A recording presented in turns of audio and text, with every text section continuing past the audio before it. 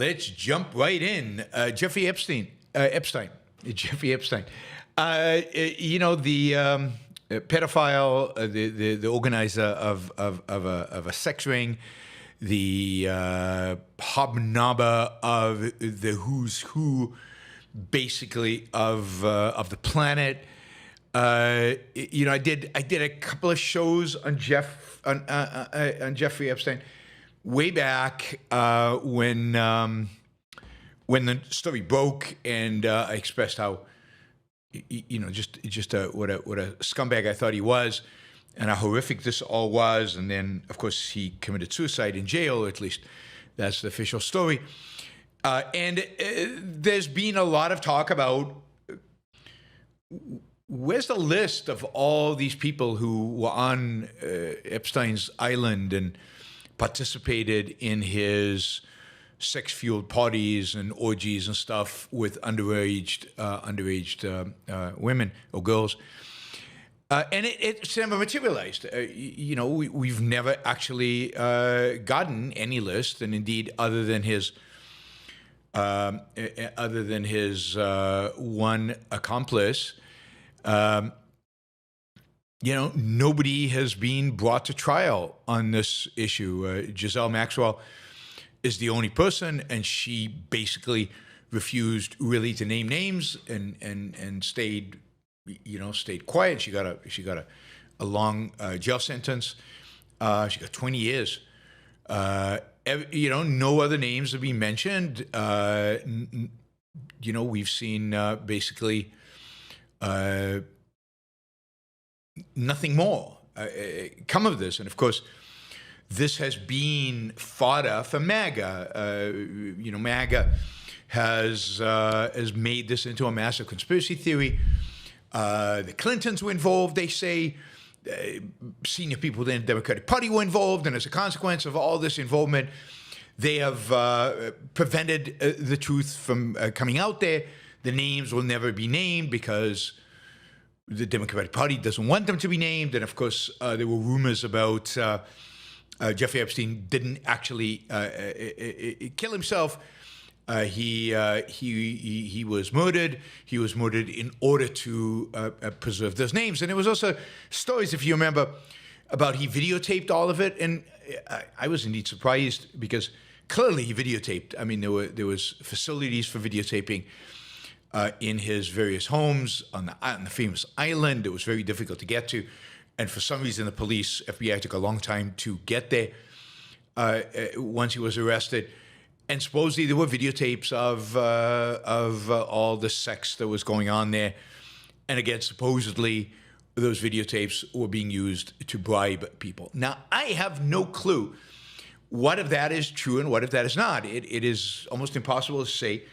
One thing is clearly true is that Epstein had very, very powerful friends. And he, again, hobnobbed in very elite circles with with politicians, with some of the most successful businessmen in America, and with many others, and again, 15, 16, 17-year-old girls. But no names, nothing. And Trump promised, as in his campaign and feeding the MAGA frenzy around conspiracy theories, that this was going to, completely bring the downfall of the Democratic Party, and this was going to catch everybody, and all these businessmen were going to be brought down, which MAGA loves that idea.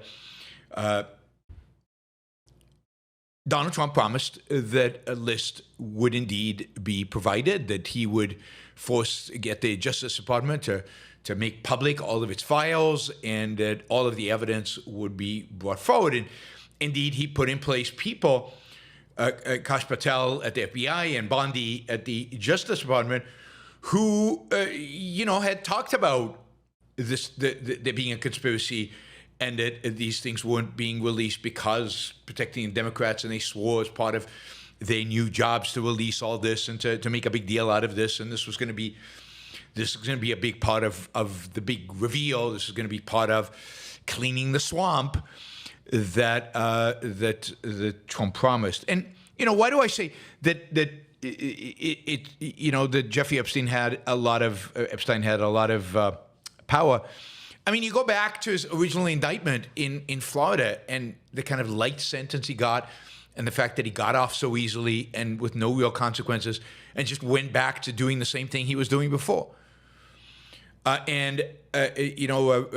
Congressman Acosta from Florida, who was at the time the U.S. Attorney for the Southern District of Florida, who agreed to the plea deal, actually said that he agreed to a very lenient plea deal because he was told, I guess by people above him, that Epstein belonged to intelligence, was above his pay grade, and that basically he was supposed to leave him alone.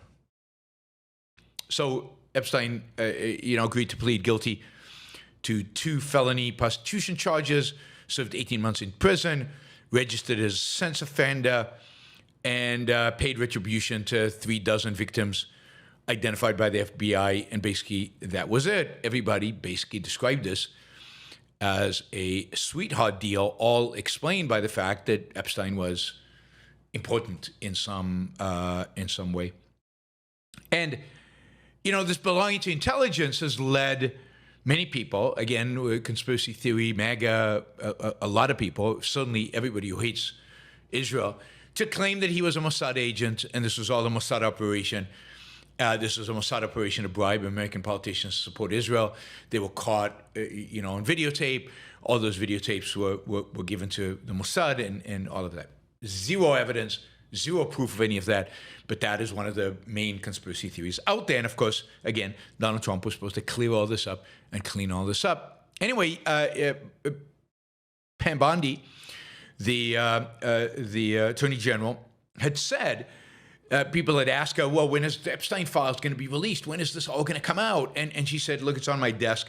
I'm going to get to it. We'll get it soon. And then yesterday, or the day before, whenever it was, she basically said, and she basically came on and said, look, there's basically no Epstein client list. It just doesn't exist. And by the way, he committed suicide, so all those conspiracy theories are wrong. And there's just no story here. There's no there. He's everything that the mainstream media told you about Jeffrey Epstein is true, and there's nothing deeper, and there's no conspiracy, and there's nothing particularly interesting here. Forget it. This is after, if you might remember, that when Elon Musk first broke with Donald Trump, Elon Musk, one of his first tweets was, Donald Trump is on the Jeffrey Epstein list. Client list, right? So, MAGA is going nuts, right? There's a portion of MAGA, of course, that is completely brainwashed to agree with everything Donald Trump says, and they're just going, yeah, Jeffrey Epstein, there was never an issue there. Nothing. We never thought there was. This is all, yeah, I'm sure, yeah, Donald Trump, always right. This is fine. And then there's another portion of MAGA just going crazy because now the cover-up is not just the Democratic Party. They are arguing the cover-up is the Republican Party, and now they're more convinced than ever that maybe Trump is on those lists, and now they're freaking out and they don't know what to do. And anyway, it's kind of fun to watch MAGA implode on itself. Right? Now, we do know, because a lot of this is being released, that a lot of people traveled on, his private jet to the island. The private jet was called the Lolita Express. A lot of people: Bill Clinton, Prince Andrew, Kevin Spacey, Chris Tucker, Ehud Barak, former Prime Minister of Israel, and we also know that he partied quite a bit with Donald Trump, and that quite a few people have traveled on that plane. We know, again, that Prosecutor Alex Acosta, who later became Trump's labor secretary, and we know he gave him a good deal, right? There's all the conspiracies about his death. Giselle never said anything. And yeah, there is no Epstein client list. We're told there never was. The story's exaggerated. It's really a myth. It's all an intended conspiracy. There was, you didn't, none of this happened. Anyway, we'll probably never know what exactly happened. If a lot of important people were involved, those files are probably in ashes right now. Who knows what exactly happened? We know that Epstein and Maxwell trafficked underage girls. There was a property in Arizona. There was the property in New York, and there was the island. We'll know they committed really horrific crimes. He's dead. She's in prison for 20 years. There's a bunch of co-conspirators as part of the trafficking. We know that. But this story, this is it. It's died. It's finished. The conspiracy theories will continue, but MAGA has an incentive to bury it. So even the people right now flipping out MAGA and saying we were conned, we were lied to, all of this, that'll die down, because ultimately their loyalty to Donald Trump, and ultimately their loyalty is not to reality, not to truth. So the reality is we will literally never know. And I, as I said at the beginning, I don't know. I don't know what actually happened. I don't know how much of this makes sense. I believe Epstein committed suicide, but in terms of the clients and the influence and the keeping this quiet, yeah, I wouldn't be surprised if that was actually happening.